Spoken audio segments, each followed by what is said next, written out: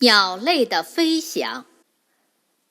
关于鸟类的飞翔，真主在《古兰经》中做了如下描述：难道他们没有看到鸟类在空中服从安拉的命令而飞翔吗？只有安拉才能控制它们。对于信道的民众，此中确有许多迹象。古兰经16章79节，真主还说：难道他们没有看见在他们上空展缩双翼飞翔的鸟类吗？唯普慈的真主才能控制它们，他是明察万物的。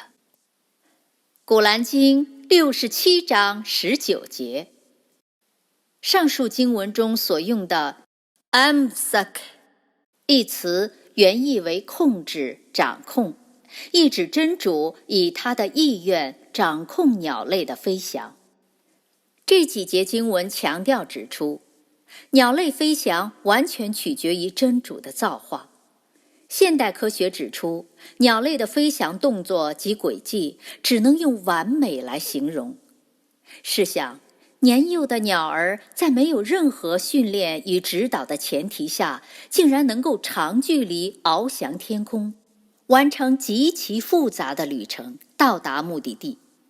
对于这个事实的唯一解释，就是鸟类基因中存在完美的既定设置，它们甚至能够在毫无导航的情况下，在精确的时间内返回飞行的起点。汉堡博士在他的著作《力量与柔弱》一书中指出，有一种鸟名叫羊肉户，生活在太平洋地区，能够按照八字的轨迹飞行近24000公里。换言之，这种鸟能够在飞行6个多月之后重新返回起点，而它们延误的时间不会超过1个星期。我们必须承认，这是极其复杂而且精密的过程。这种行为与轨迹也只能源自鸟儿的神经与细胞，源自某种特定的程序。